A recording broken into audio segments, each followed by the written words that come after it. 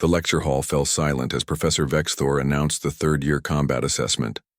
Among the 1,000 cadets from across the Galactic Alliance, only one human sat in the back row, barely visible behind her towering classmates. Maya. No, she had changed her name to something simpler when she enrolled. Maya sat quietly, taking notes in careful script. The other students whispered among themselves, their various appendages gesturing excitedly. None bothered to include the small human in their discussions. "You have one planetary rotation to prepare," the professor clicked, his mandibles creating the distinctive Kretak speech pattern. "The simulation will test your tactical prowess against a battalion of hostile forces. Form your squads now." The hall erupted into motion as students rushed to form alliances. Maya remained seated, watching as teams coalesced around the strongest warriors, the massive Gorth with their forearms, the quick-healing Veltar, the psychic mindweaves. No one approached her. "Human," called Jax, a Kretak who sat 3 rows ahead. "You may join our squad as a support member, but know your place." Maya's expression didn't change. "Thank you, but I'll participate individually."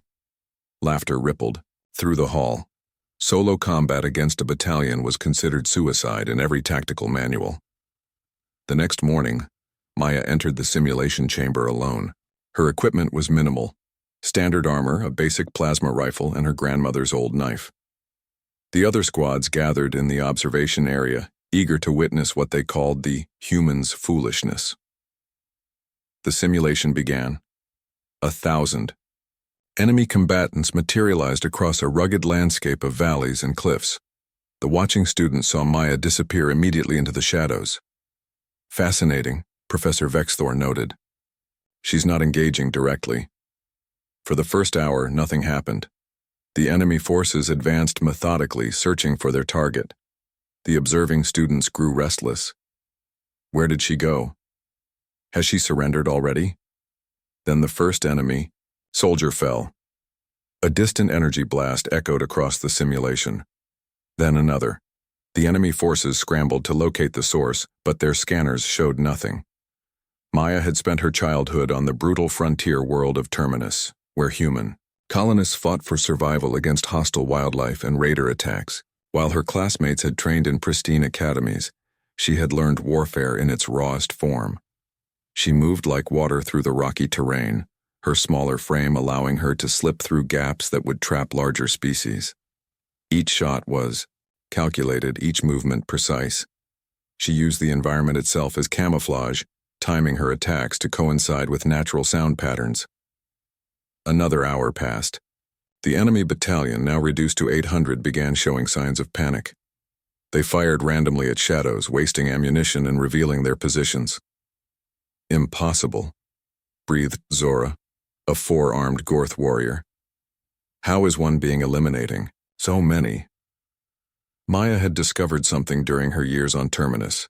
Humans possessed a unique combination of adaptability and persistence that other species often lacked. While Gorth relied on brute strength and Veltar on regeneration, humans had evolved to be persistence hunters, capable of outlasting prey through sheer determination. She used this knowledge now, drawing the enemy into elaborate traps. A small avalanche here, a forced bottleneck there. She turned their formation against them, making their numbers a liability in the confined spaces she chose for engagement. By the third hour, only 300 enemies remained, and they had gone completely defensive, forming a tight perimeter. The watchers were no longer laughing. "She's employing psychological warfare," Professor Vexthor observed. "Excellent adaptation to the scenario." Maya approached the final phase differently. She triggered a series of small explosions around the perimeter, keeping the enemies focused outward while she infiltrated their position. Her grandmother's knife proved invaluable in the close quarters, silent and deadly. When the simulation ended 4 hours later, the battlefield was empty except for one figure standing amidst the aftermath. Maya emerged from the chamber to find the entire hall in silence. She removed her helmet, her expression unchanged from that morning. "Well done, cadet," Professor Vexthor clicked approvingly. "You have achieved something unprecedented in Academy history. How did you manage such a feat?" Maya considered the question as hundreds of alien eyes focused on her. On my homeworld, we have a saying. It's not the size of the being in the fight, it's the size of the fight in the being. Plus, humans have been fighting for survival since we learned to make fire. It's what we do. Jax stepped forward, his earlier arrogance replaced by respect.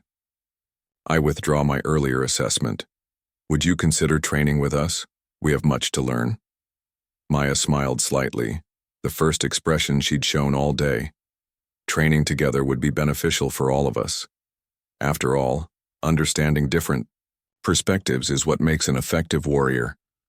From that day forward, Maya was no longer the quiet human in the back row. She became the instructor the others sought, teaching them what it meant to be resourceful, adaptive, and relentless. The story of her solo victory spread throughout the academy, becoming legend. But Maya knew the truth. She hadn't won through exceptional ability alone. She had simply used what millions of years of evolution had gifted humanity, the ability to endure, adapt, and never give up. In a galaxy of specialized warriors, sometimes the most dangerous enemy was the one who refused to fit into any category.